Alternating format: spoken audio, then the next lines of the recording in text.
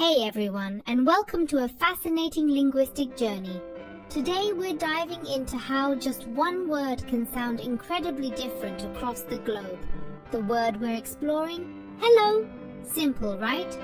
But you'll be amazed at how its pronunciation and vibe change from one place to another. Let's start with English. In the United States, it's a breezy hello, very straightforward.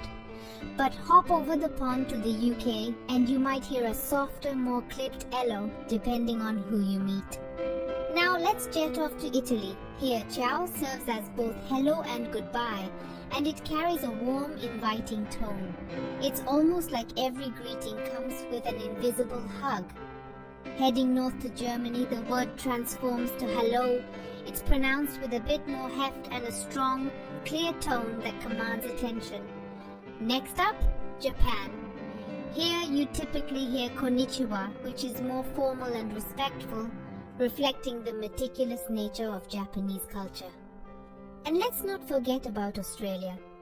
While hello is standard, don't be surprised to catch a laid-back g'day, which is as Aussie as it gets, filled with a friendly and casual vibe.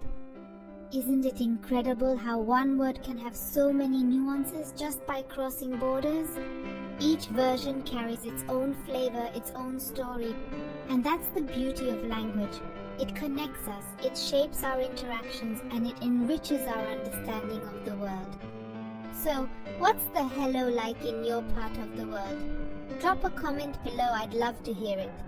And if you enjoyed this linguistic ride, don't forget to like, subscribe, and hit that notification bell for more. Until next time, goodbye, or should I say au revoir, adios, arrivederci.